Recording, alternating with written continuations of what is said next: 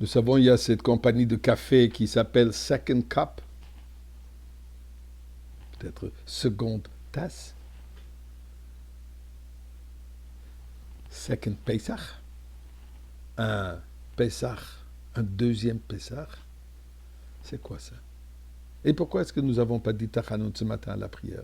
Eh bien, avant que je explique le sujet, disons ensemble le Tehillim, et où nous demandons à Kadosh Baruch Hu, pas la seconde, le troisième Beth Amikdash, maintenant avec Mashiach. Et pour cela, disons le chapitre 100 de Tehillim, pour le remercier pour tous les miracles et pour le Beth Amikdash qui nous envoie tout de suite. Mizma le soy de rila de koloratif de sa de besim khubel fana benana de uka de noy hu elehim hu asan vela nachna mutan marisoy boy shor be soy de khatsroy se bisila hoy de le bokh shmo ki toyv ad noy le lom khasdov ya dor vodor emunosoy. Chers amis, comme toujours, un peu de tzedaka, donnons, et nous allons mériter les bénédictions divines, tous ensemble. Barchenu avinu kulanu ke'echad. La bénédiction qui nous unifie tous ensemble. Quoi? La Goula. Eh bien, Pesach Sheni. Ce matin, effectivement, à la prière, on n'a pas dit Tachanun. À Mincha, on ne va pas dire Tachanun. Hier, à Mincha, on n'a pas dit Tachanun. Pourquoi? Puisque c'est la fête, le deuxième Pesach. De quoi il s'agit? C'est quoi ce deuxième Pesach? Eh bien, l'origine.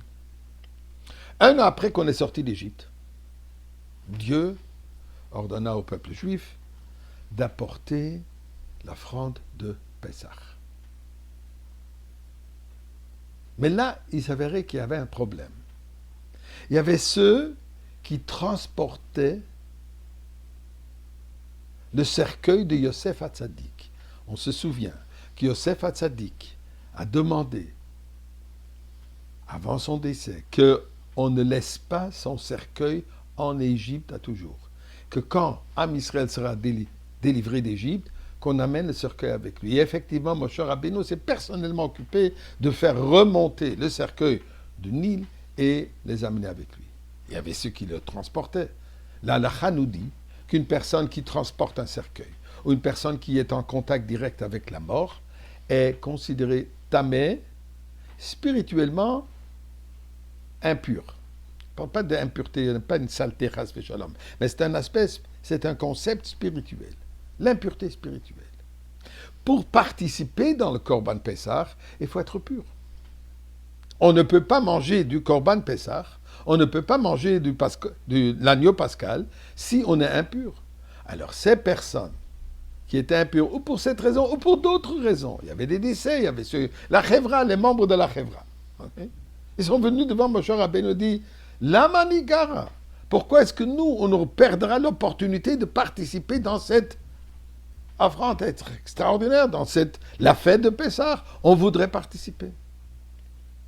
Moshe Rabbeinu leur dit, écoute, un instant, je vais faire un appel à Kadosh Baruch Hu. Je ne sais pas s'il a envoyé un courriel ou il a téléphoné, mais en tout cas, il est rentré, ou comme nous savons que Moshe Rabbeinu avait dit, PLP Diber Hashem el Moshe, Dieu avait une communication directe avec Moshe Rabbeinu, et il pose la question, qu'est-ce que je leur réponds? Et Dieu dit, oui, d'accord, ils ont raison.